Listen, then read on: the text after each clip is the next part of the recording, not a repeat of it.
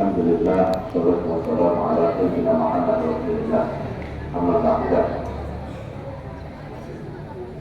Kepala sekolah, peserta guru dan juga tenaga pendidik yang hormati, anak-anak yang saya cintai. Alhamdulillah, di pagi yang teduh ini dengan bibit hujan kita oleh Allah diberi kesempatan untuk berangkat sekolah belajar di tempat ini.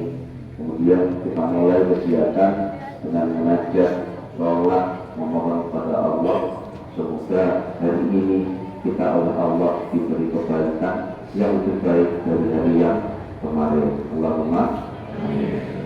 Anak-anakku, kemarin kita sekolahnya libur. Kenapa libur? Karena kita memperingati Isra Mi'raj, sebuah peristiwa yang luar biasa yang hanya sekali terjadi selama dunia ini ada, dan hanya satu orang yang melakukan, yang lihat Nabi Muhammad Sallallahu Alaihi Wasallam. Oleh sebab itu Isra Mi'raj sebenarnya merupakan ujian keimanan bagi orang-orang yang beriman. Sehingga pada waktu itu anak-anakku banyak di antara sahabat yang setelah mendengar cerita tentang adanya Isra Mi'raj, yaitu perjalanan Nabi dari Masjidil Haram ke Masjidil Aqsa yang diteruskan ke Sidratul Muntaha, justru berubah menjadi murtad, tidak beriman. Kenapa? Karena memang cerita itu tidak bisa dilihat oleh orang lain. Cerita itu tidak bisa diterima oleh akal yang hanya mengandalkan akal tanpa dari mana. Akan tetapi anak-anak, itulah Allah Subhanahu wa Ta'ala, sang pemilik alam yang mampu untuk melakukan apapun yang dia kehendaki, sehingga perjalanan yang begitu jauh bisa ditempuh oleh Rasulullah SAW hanya dalam satu malam. Bukan itu saja yang wajib dan harus kita ingat. Apa yang sebenarnya inti dari sholat Mi'raj yang harus kita lakukan setiap saat, yaitu Sholat 5 waktu. Karena itulah oleh Rasulullah ketika menghadap Allah Subhanahu wa Ta'ala diberi hadiah berupa sholat 5 waktu. Sehingga kalau kalian mencintai Isra Mi'raj, kalian ingin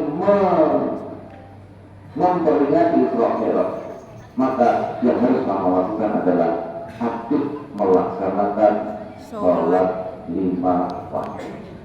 Dan sholat 5 waktu itulah yang membedakan antara orang yang beriman dengan orang yang kafir. Orang yang beriman pasti melaksanakan sholat 5 waktu. Adapun orang yang kafir pasti tidak melaksanakan sholat 5 waktu. Pertanyaannya, Pak, lek sing kadang-kadang aktif, kadang-kadang ora piye? Ya? Apa di antara kafir dan tengah kafir? Iman? Tidak bergerak mengatakan iman. Dia tetap beriman, hanya saja imannya masih rapuh, imannya masih perlu diperbaiki.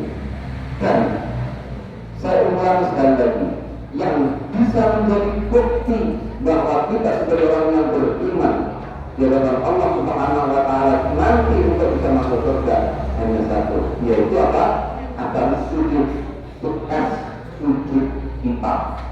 Yang dimaksud bekas itu menjadi cemerlang, nggak bisa dibayar. Pak, saya nggak menggunakan sunscreen. Apa nih? Semarang yang berkornya kok? Waterproof. Tetapi nggak pernah sujud.